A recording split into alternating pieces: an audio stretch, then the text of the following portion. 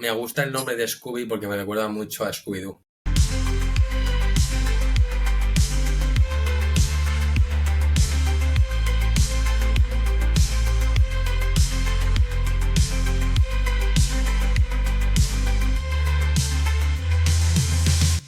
Muy buenas a todos. Aquí estamos grabando otro episodio de Fermentados. Estoy con Álvaro. ¿Qué tal, Álvaro? Muy bien, Miguel. Encantado de estar aquí otro día más. Estamos con cositas nuevas. Dejamos aparte el tema de la cerveza. Creemos que nos hemos centrado ya bastante. Hemos explicado muchas cosas en capítulos anteriores. Y hoy vamos a indagar un poco en el mundo de las fermentaciones. Vamos a hablar de las fermentaciones en general y queremos comentaros las fermentaciones más comunes que están presentes entre nosotros en nuestro día a día. ¿Vale? Vamos a empezar hablando un poco de lo que es la fermentación en sí, que es una fermentación. Hablaremos de las tres más comunes, os explicaremos qué productos podemos encontrar en nuestro día a día de ellas y acabaremos haciendo un pequeño resumen y comentando alguna curiosidad que tenemos por ahí para comentaros, ¿verdad, Álvaro? Del vinagre. Sí, creo que va a salir algo muy divertido, muy curioso, porque no va a ser meramente informativo, sino que aparte vamos a relacionarlo mucho con el día a día, ¿verdad? Y al final a la gente creo que le va a interesar bastante lo que le pueda aportar este tipo de fermentaciones en su comida y en su también quizás en su salud, podamos decir. Eso es. Entonces, vamos a empezar hablando de qué es una fermentación, qué es una fermentación en general. Fermentar, al final, una fermentación es la forma que tienen los microorganismos para poder vivir. Es su digestión, ¿vale? Los microorganismos, como pueden ser levaduras, bacterias, hongos, lo que hacen es alimentarse de unos productos, los digieren, los fermentan, ¿vale? Y generan otro tipo de productos. A este proceso lo que llamamos es fermentación, el proceso de convertir unos compuestos orgánicos en otros mediante la acción de unos microorganismos, de unos seres vivos, ¿vale? Comentar que la fermentación es sinónimo de conservación. Las primeras fermentaciones que surgieron en la historia era porque los alimentos o las bebidas no sabían por qué, pero duraban más en el tiempo. Y es que la fermentación lo que genera son unos medios o unos productos que son tóxicos para que otros microorganismos no intervengan en ellos. Entonces al final lo que tenemos es un medio el cual se va a conservar más en el tiempo. Por ejemplo, ya entrando en materia, un vinagre lo que tiene es mucha cantidad de ácido acético y lo que tenemos es un medio muy ácido y preventivo para que no entren otro tipo de levaduras, bacterias y eso se nos contamine, ¿vale? Entonces ese producto dura más en el tiempo. Entonces vamos a hablar de tres fermentaciones. La primera de ellas la va a comentar Álvaro, que es... La fermentación alcohólica, fermentación de la cual ya hemos hablado previamente en los otros podcasts, porque es a la cual nos hemos centrado mayoritariamente, ¿verdad?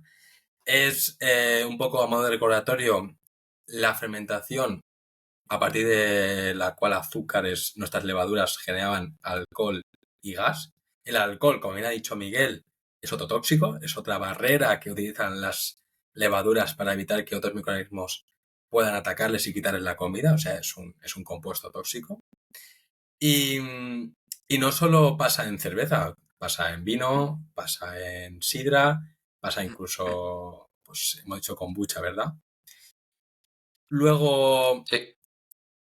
¿verdad? Luego, no queremos tampoco darle mucho pie a la fermentación alcohólica porque ya hemos hablado de ella en otros podcasts, pero como dato curioso, decir que está presente en nuestras mesas prácticamente todos los días, ya sea las comidas, de cenas, incluso en el almuerzo, porque la fermentación alcohólica es la responsable de la formación del pan. Exacto, el pan se basa en una fermentación alcohólica. Nosotros cuando creamos la masa, juntamos nuestras levaduras para que eso fermente, se coman los granulitos de almidón y de glucosa que ya explicamos en la cerveza, pero a modo de pan, ¿verdad? Y fermente, generando los alvéolos dentro de la masa y cuando las ponemos a calor se infla por ese gas y al final acaba creando las estructuras propias de la miga del pan. Podéis preguntaros, pero si la fermentación alcohólica va a generar alcohol, ¿dónde está ese alcohol? ¿Por qué a mí no me sale alcohol en el pan? Bueno, porque el alcohol es un compuesto muy volátil, que Miguel no lo puede explicar porque es químico, y cuando lo sometemos a altas temperaturas se volatiliza y ya no desaparece en el producto. Es por eso que la fermentación alcohólica en el pan muchas veces da curiosidad por eso, porque no la asociamos a pan, la asociamos a otras bebidas, ¿verdad? En las cuales sí que va a estar presente el alcohol. Por eso, y, y es importantísimo destacar una cosa, también en la pizza también se produce la misma fermentación alcohólica, ¿vale? Entonces, para identificar un buen pan o una buena pizza, es importante ver que tenga a esos alveolos que Álvaro dice. Un pan con una miga bastante grande, que tenga como esos buenos agujeros, y una pizza cuyo borde, importante el borde de la pizza, esté bien hinchadito, que tenga alveolos, eso significa que ha fermentado muy bien, será un producto de calidad. Normalmente, cuando compramos panes industriales o panes o pizzas de supermercado, ¿vale? No se hinchan, son cosas bastante más duras, los panes industriales son más pequeños, menos alveolados, ¿vale? Son fermentaciones que las han ido como recortando, son fermentaciones baratas, ¿vale? Productos de menor calidad. Simplemente Industriales, dejaos ahí ¿no? ese truco, si queréis buscar un día un buen pan, eso es. Pero ese truco de un día buscar un buen pan, una buena pizza, que tenga unos buenos alveolos, que esté bien hinchadita, ¿vale? No digo que te busques una pizza súper gorda, pero que No, se no hace vea falta. que ahí ha habido cosas. Sí. Voy a lanzar Vale, otro dato. entonces, Cuando tú amasas el pan, o sea, el gas y la fermentación es responsable de sabor, de gas, de creación de ese alveolo. Pero la manera en la que tiene de retener el pan, toda esa estructura, se debe al gluten, a la estructura del gluten. ¿Sí? O sea, cuando tú creas una buena masa, has generado esa red tridimensional de gluten a partir de la cual va a retener, bueno, o va a generar esa estructura con el gas que se hincha, pero deja salir, pero se mantiene con el calor. Y, igual que en la pizza, el hojaldre que conocemos, 1000 hojas, etcétera, también es una fermentación a la cual le ponemos mantequilla. Podemos decir mantequilla, puede ser otra grasa, una grasa vegetal, margarinas, que la grasa, al impedir que suba, es por lo que se generan esas capas de las hojas. qué guapo, Mm, muy chulo. sí. Si es que Puedes hacerlo la en casa. fermentación, ahora lo veremos, pero es que está presente, está súper presente en nuestro día a día en todo tipo de alimentos. O sea, Y a nosotros que siempre nos hemos encanta el asociado a pan. fermentación con productos, sí, sí, sobre todo el pan y la pizza, pero que siempre asociamos la fermentación con productos como bebidas alcohólicas, bebidas espirituosas y no, la fermentación está presente en otro tipo de productos. Por eso la siguiente fermentación que queremos comentar es la fermentación láctica, ¿vale?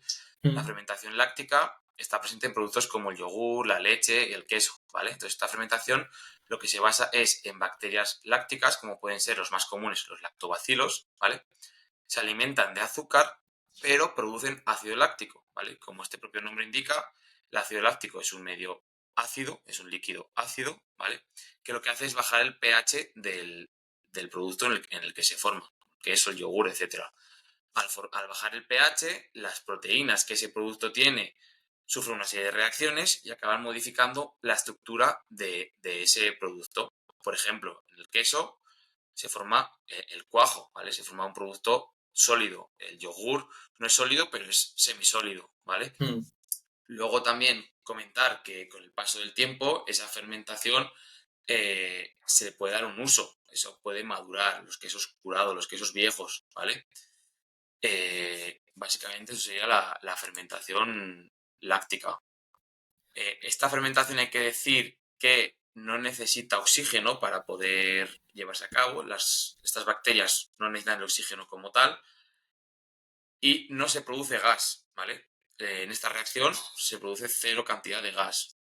Aparte de hablar de yogur y queso por esa disminución del pH y esa generación de acidez en el producto, aunque se llame fermentación láctica, no se va a dar solo en productos que lleven leche.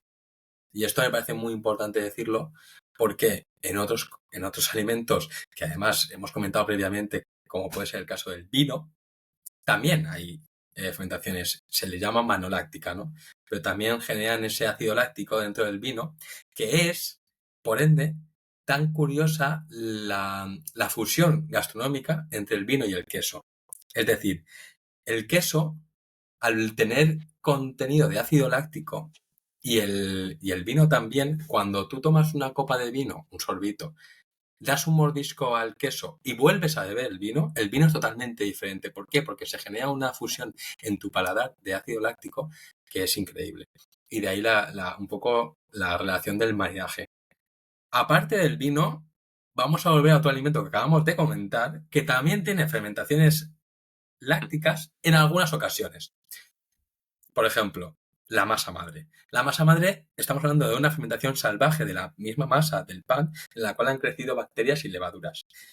Cuando hablamos del pan de fermentación alcohólica único, hemos hablado de un pan normal, un pan que apenas ha tenido esa fermentación alcohólica generando gas, etcétera. Pero cuando le hemos añadido una parte de bacterias, estamos aumentando la complejidad del producto y aumentando mucho todos esos aromas y todo ese contenido de, pues sí, de ese toque ácido por el ácido láctico, eh, 1000 compuestos más que pueden generar las bacterias dentro de esa masa.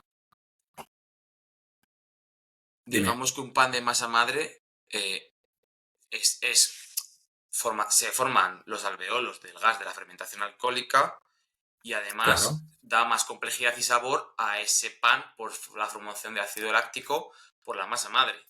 Sí, también se nota mucho la textura, se nota mucho en ese sabor, ¿verdad? Si alguien ha trabajado o ha comido ese tipo de panes, verá mucho esa diferencia y se debe sobre todo a la fermentación salvaje. Muy responsable la fermentación de las bacterias en ese tipo de panes. Y por cierto, una cosa que se puede hacer en casa es yogur, ¿vale? Para hacer yogur es tan sencillo como mezclar leche y un yogur natural, ¿vale? Y tenemos dos formas de hacerlo. Uno es comprándonos una yogurtera, que simplemente es una placa calefactora donde mantiene esa mezcla de yogur con leche a una temperatura constante y las bacterias que están en el yogur van a empezar a comerse las cosas que tiene la leche y se acaba formando un yogur. La otra forma que tenemos de hacer yogur y que mucha gente hace al no tener una yogurtera en su casa es encender un horno, calentarlo bastante, apagarlo y esa mezcla de leche con yogur, meterlo al horno tapado con unos trapos para que la temperatura, aunque vaya bajando durante el día o durante la noche, se vaya manteniendo a una temperatura más o menos constante. Importante que no esté hirviendo ni demasiado caliente para que esas bacterias empiecen a funcionar, empiecen a trabajar y se acabe formando ese yogur, ¿vale?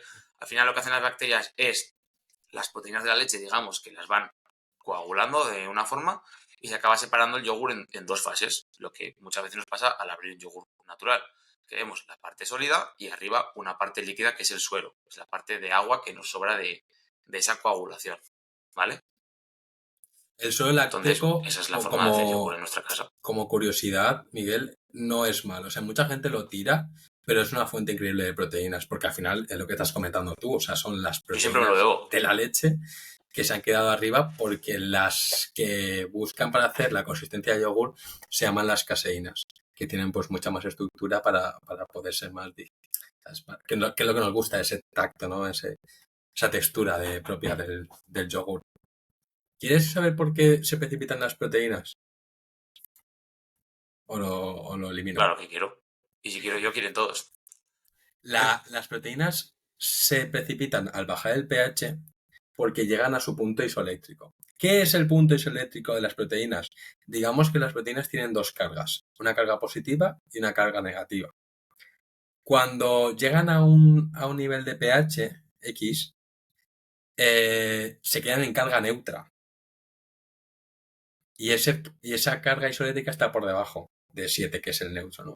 Entonces, cuando están en carga neutra, como no tienen ninguna polaridad de molécula, caen. Y es por eso que precipitan ese tipo de proteínas, las de caseínas en este caso. Las otras no. Es un tema de cargas y de moléculas del yogur. Pero bueno, esto ya como tal. Y no nos vamos a enredar más con el tema del ácido láctico, los panes, los vinos. Vamos a irnos a la última fermentación ya, por fin, que también es súper interesante, generada por ni más ni menos que el acetobacter, que es la fermentación acética. La fermentación acética es la responsable del vinagre. es una fermentación que genera, como acabo de decir, el acetobacter, y consiste en que se va a alimentar del tóxico de otro microorganismo, de otra fermentación, para crecer y decir, aquí voy a generar yo mi barrera y ya no va a entrar nadie más. Aparte de que voy a consumir todos los alimentos y todos los nutrientes de este compuesto, de este lugar, como es el vino en este caso, voy a generar un compuesto para que nadie más venga. Y es la causa por la cual es un compuesto tan valioso en la conservación, porque impide el crecimiento de otros microorganismos y aparte pues nos aporta esa acidez tan buena, ¿verdad? Que nos gusta notar en boca. ¿Verdad, Miguel? Al final, comentar que la fermentación acética nos parece muy curiosa porque no es una fermentación normal al uso. Normalmente, todas las fermentaciones lo que hacen los microorganismos es alimentarse de azúcar para producir un tóxico y que no intervenga otro microorganismo que se coma ese azúcar, pero el acetobacter lo que hizo fue la siguiente evolución. Dijo, vale, si pues no me vais a dar azúcar, lo que yo voy a hacer es comerme vuestros productos. Entonces, lo que hace el acetobacter es comer alcohol etílico, que es el alcohol, por ejemplo, de la cerveza o del vino, y lo transforma en ácido acético formando un vinagre. Y así es como se forma el vinagre de uva, por ejemplo. A partir de un vino, el acetobacter se comerá el alcohol de ese vino formando vinagre. O en una sidra, el acetobacter se comerá el alcohol de la sidra formando vinagre de manzana, ¿vale? Simplemente es como la siguiente evolución de la naturaleza, ¿vale?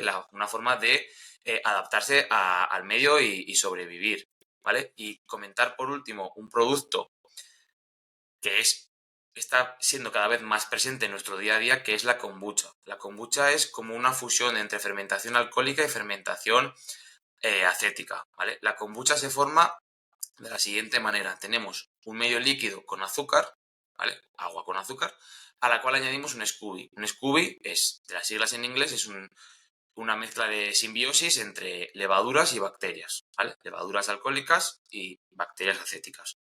Entonces, lo que hacen las levaduras, o sea, es un disco literalmente gelatinoso, ¿eh? Lo que hacen las levaduras es comerse el azúcar de ese medio líquido y lo transforman en alcohol etílico. ¿Pero qué hacen las bacterias de ese disco? Se comen ese alcohol y forman ácido acético. Por eso la kombucha a día de hoy es una bebida llena de microorganismos vivos, levaduras y bacterias súper buenas para nuestra microbiota, ¿vale? Y que no tiene alcohol, lo que es medio ácido. No es una bebida que sea ácida como el vinagre, porque la cantidad de alcohol que se forma es chiquitita y por lo tanto la cantidad de ácido acético es también chiquitita. Por lo tanto es una bebida más ácida de lo normal, que estamos acostumbrados a poder beber, pero se puede beber con mucha tranquilidad, ¿vale? Me gusta el nombre de Scooby porque me recuerda mucho a Scooby-Doo. Pero bueno, para la gente más curiosa significa Symbiotic Culture, ¿no? O Bacterias and Yeast, que es la cultura simbiótica, ¿no? De bacterias y levaduras. Eso es. Está súper chulo la kombucha. Se debería poner un poco más de La moda, verdad, ¿no? yo creo que está cogiendo bastante tirón esta bebida porque es lo que te digo, ¿no? Es como... yo creo que últimamente la gente está tomando más conciencia sobre el tema de la salud, sobre el tema de las bebidas alcohólicas y demás. Es verdad que se siguen consumiendo en gran medida, pero la gente le está dando más por cuidarse. El consumo de la cerveza sin alcohol está siendo muy superior en los últimos años, hay que destacarlo. Y la kombucha es una bebida que al final es fermentada, también tiene gas y es diferente al agua, a la Coca-Cola, que también son productos, o sea, el agua no, pero la Coca-Cola es un producto que al final es bastante malo también porque tiene mucho azúcar.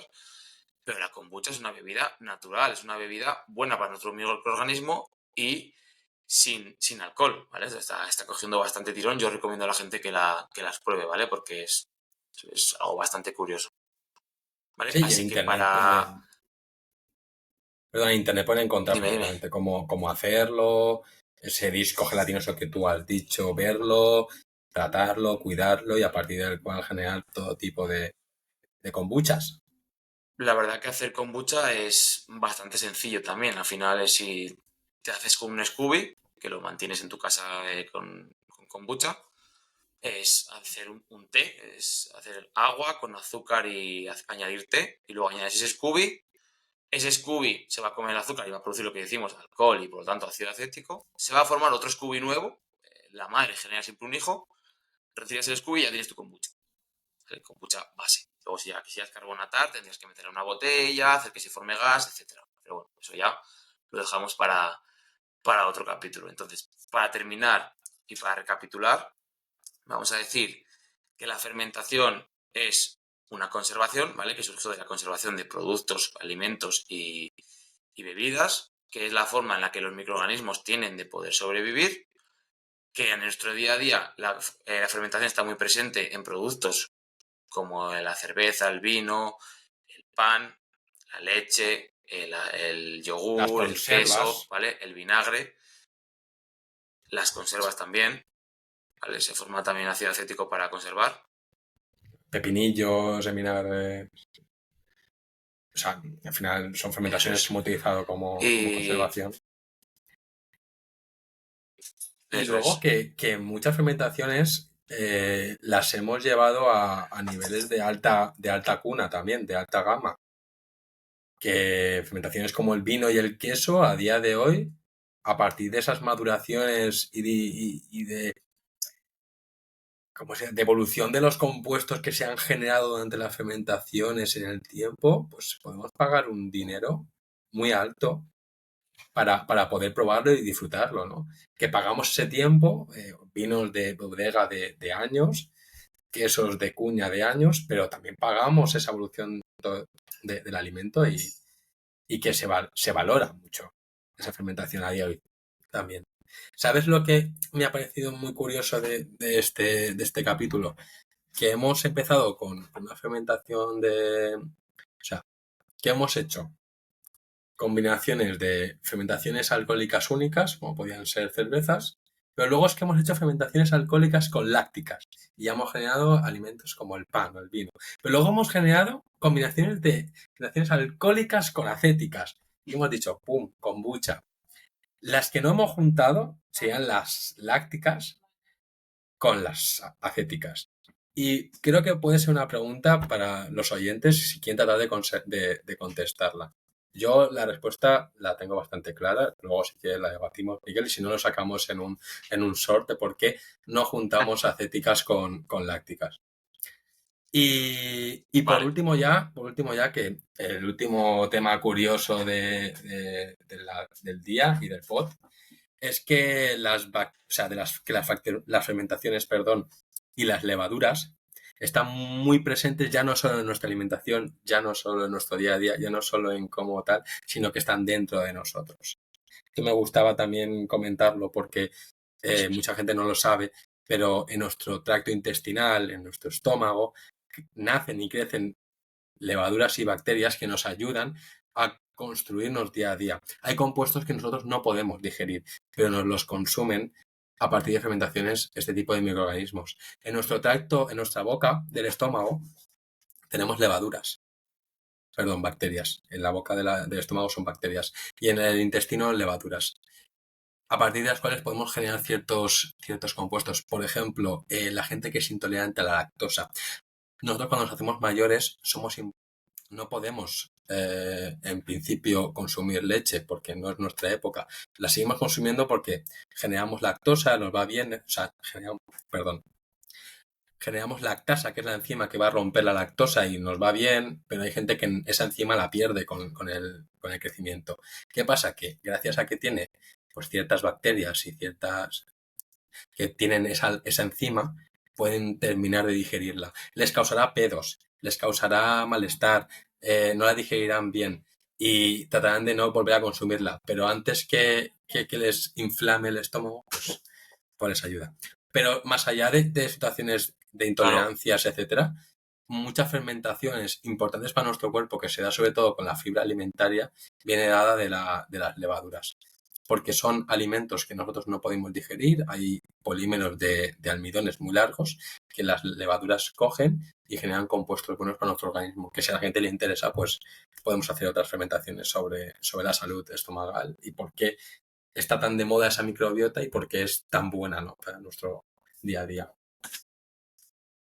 Ya está. Claro, es que al final con este capítulo también queremos dar un poco de conciencia que Dentro de nosotros tenemos fermentaciones, ¿vale? Tenemos nuestra propia microbiota, nuestra propia colonia de bacterias y levaduras, y al final es necesario comer productos fermentados o bebidas fermentadas. No solo hablo de cerveza y vino, sino bebidas fermentadas que tengan microorganismos vivos, como por ejemplo la kombucha, para no solo disfrutar, sino alimentar a nuestra microbiota de otros microorganismos y que se vaya repoblando, ¿vale? Al final es muy importante tener dentro una microbiota saludable, que sea fuerte, capaz de digerir todo aquello que está contando Álvaro para una salud intestinal mucho mejor, ¿vale?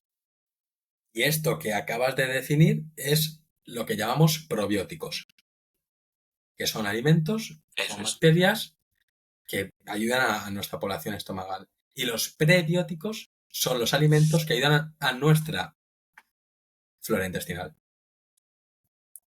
Se finí. ¿Qué te parece si terminamos aquí este capítulo y dejamos para el próximo o para alguno más adelante diferencia entre prebióticos y probióticos, relación con las fermentaciones y por qué es bueno para nuestra salud consumir productos fermentados?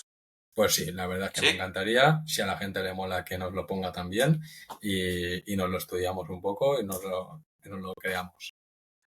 Bueno, pues Esto esto ha es sido todo, todo, amigos. amigos. Esto ha sido otro capítulo más de Fermentados. Esperamos que os haya gustado el capítulo. Recordad que estamos tanto en Spotify como en YouTube, si nos queréis ver en vídeo. Estamos en YouTube, si nos queréis escuchar, en cualquier momento lo podéis escuchar a través de Spotify.